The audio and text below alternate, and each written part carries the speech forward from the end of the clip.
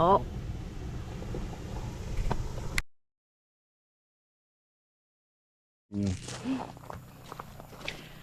Okay, so this is HEKNBAK, our Ford F-150 that the channel is named for.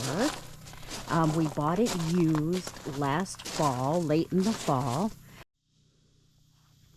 So HEKNBAK is a 2018 5.0 V8 FX4 package. Obviously, you can see there. Automatic, 10-speed automatic. So this replaced 2005 Hyundai Elantra as my daily driver. So this is my truck that I drive every day. I still think of it as our truck, but Tim calls it my truck because I'm the one that drives it every day. And I have to say, just to give kudos to the Hyundai Elantra, that car went places a four-door sedan should not go. And it did fine. Very little, had to do very little work on it. Nothing major ever happened. It forded a couple of streams it probably shouldn't have forded, went up and down mountains, and never really had a problem with it. So this is HEKNBAK, and let us tell you about some of the upgrades we've made to it since we got it. So this is what HEKNBAK looked like when we first got it.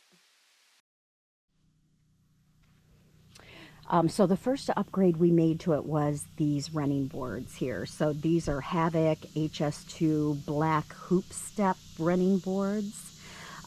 It didn't have any running boards on it at all when we purchased it. And getting in and out, for me, I'm a little bit short and fat, and getting in and out was quite the ordeal. Even when we had family and friends like right in the truck with us, we brought a little tiny step ladder so people could get into it. So the running boards, I love these running boards. So there were two relatively expensive upgrades that we made to the truck.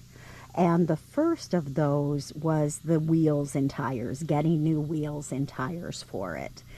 So these were basically my Christmas present, you know, a few months after we purchased the truck.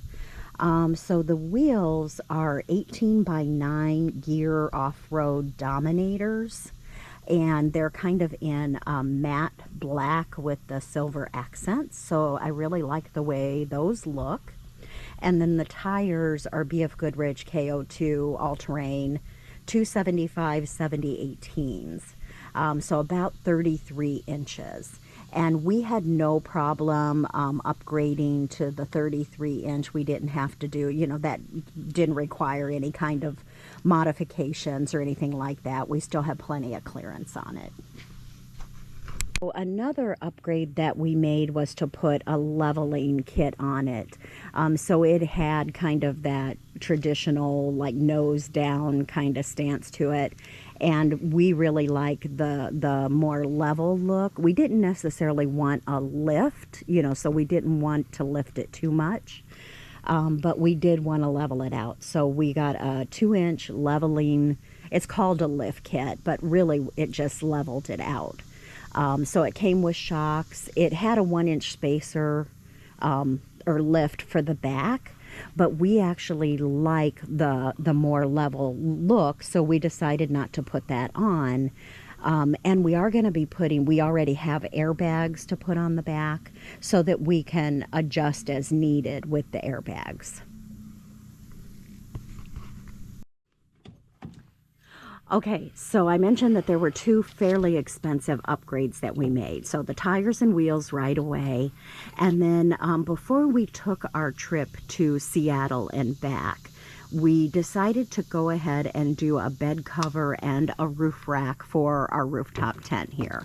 On our previous truck that we had a different rack and system and everything. And with this one, we knew we wanted to do some kind of an integrated rack and bed cover. So the bed cover is a Retrax XR, so it's the polycarbonate version of Retrax. And so it's got the lock here to lock it, and then it slides back, it rolls. Oh, I forgot to push the button, so you got to push the button to release it, and then it rolls. You don't have to roll it all the way back, so it rolls back and you can lock it in various positions however far you want it to be open. And then the rack that we got fits right in the Retrax. So, you know, we wanted to get a system that worked together, so we could have both the bed cover and the rack. It's custom mounts for that bed cover, right, that the rack company makes. Right, so the rack company makes special mounts that work with this. So the rack is KB Voodoo Max Modular, and we went with the 10-inch high. It comes in a variety of heights, but we went with the 10-inch high because we wanted our rooftop tent to sit fairly even with the roof of the truck. We didn't want it up above the roof of the truck. And the Voodoo is an all aluminum rack. We could have got the spacer bars here, powder coated as well, but we were kind of in a hurry at that point and it was going to take longer, so we went ahead and just went with the standard aluminum on the spacer bars. And you can maybe kind of see how the tent attaches. It bolts down. So here's a walk around we filmed before we started making upgrades. The cardboard's on the ground. Tim was just getting ready to install the running boards at that point. And then a walk around after we made all of the upgrades. Overall, we're really happy with all of the upgrades. The one that we're kind of questioning is the bed rack. And it's not that we're not happy with the bed rack. We are. Like, we're really satisfied with the quality of it. It was difficult to put together, but once we got it together and on, like, the functionality of it and everything is good. What we question is our choice of the 10-inch, which again we got so the tent would be even with the roof of the truck. The only problem is that you can't reach into the bed from the side with that bed rack on. There's not enough room for your arm to fit to actually reach into the side. So that's something that we're still thinking about. So we did get traction boards, just in case. You know, we've never had to use them, but some of the places we were planning to go on our trip, we just wanted to be as prepared as we could be. Be prepared for any old thing, someone said. Yeah, never totally prepared. I mean, there were a few times that we're like, oh, we should have done this or we should have had that. And we weren't totally prepared, but we did the best we could. So we do have traction boards. These are from Bunker Industries is the brand that we got. And then we did get a Wii Boost as well. I had to work while we were on our trip, and so we wanted to do as much as we could to stay connected. So we do have a Wii Boost. So the wire, so it's kind of mounted here on our rack, and the wire runs, you know, down between the cab and the bed, and then it comes up into the door here. And Tim has it routed under the step there, or this, whatever you call this thing here. And let's see, I'm not sure if we can see it. It is actually under the seat there. So the main box is under the driver's seat, and then we plug it in. Hang on. And then we run the power cord under the seat, and it is plugged in right here, so we can flip it on and off whenever we need to. Okay, so a few of the upgrades. So we did replace the big, you know, whip kind of, well, not a whip antenna, but the big aluminum 2-foot stainless steel, yeah, whatever it is, standard, with this little short stubby antenna. Why'd we do that? I don't know. Why did we do that? Because this one's cuter. Well, so we're not smacking branches when we're going and things, yeah. bushes and Well, stuff like yeah. that. So we've done that. Yeah. So what we've done inside, we haven't done a whole lot. The main thing is what's... Can I start it and get some air moving? Yes. Okay. It is a little stuffy in here. So the main thing that we've done is this right here. So we needed something to hook up, to put our tablet, so we could use, we tend to use Gaia. What's the other one? Off-Road X. Yeah. We've used as well. And so we usually have that on a tablet in this holder here. We wanted some place to put the GoPro. So what is this rack? It's Bullet Point. Bullet Point? Bullet Point is... the company. Yeah. Bullet Point Mounting Solutions. Okay. So you got the name there.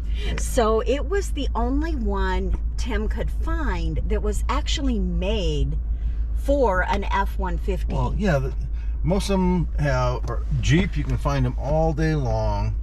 Toyota, Tacomas and that, you can find stuff for them all day long, but not too many places make stuff for the F-150s. So we didn't want to drill like any unnecessary holes or anything like that. We talked about like getting the bar that goes all the way across the dash to mount things to, and we really didn't want to do that. So this is like working really well. So we'd have you can see a menagerie of different arms and attachments for the GoPro that we keep in on the dash. And then we have an arm for the tablet holder here, which isn't anything special. No, I just found that on Amazon. An Amazon tablet holder. That's the arms and stuff. Most of them are from Amazon too. Yeah, and then we have an arm for the phone, which we really like. This little box here is the WeBoost. Yes, so that's the other part of the WeBoost. I forgot about that. And then we are experimenting with what needs to be over here for whoever's in the passenger seat. So we do take turns driving, and whoever's in the passenger seat, like finding some place where they can put their phone to be able to like see and follow along on maps or look things up as we pass them, you know, make decisions about where we want to go and stop and things like that. Find a local nice. brewery. Yeah, find a local brewery, Pizza distillery. Pizza coffee joint. shop, donuts. Yes.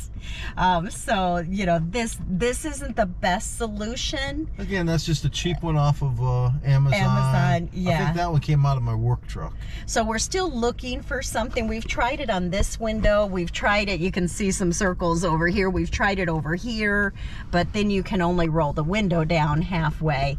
It seems to me like it would be perfect if we could find something that would attach maybe right here or back here without having to drill holes. But, you know, we haven't found anything that will attach. The surfaces are too rough. Yeah. So if anybody, suction. if anybody has any other solutions or ideas for a cell phone holder on the passenger side, let us know, because we're looking for something here.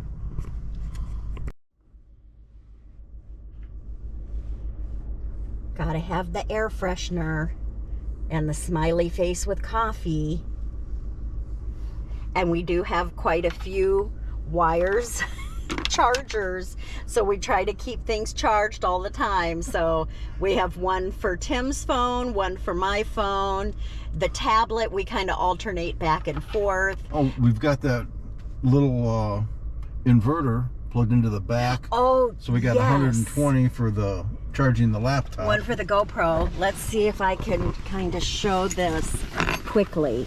So right behind, this is our snack crate right here, and one of our camera bags. Right behind our console here, we have this little inverter that is plugged into the cigarette lighter. Yeah, there's another cigarette and the lighter cup holders. And so we have some stuff plugged in here, you can see, and we run cords up. So I think we have one, don't we? Yeah, we have a cord running right here, through here, and under this, and to the front as well. So that's what we usually plug the one last upgrade is my my cushion here.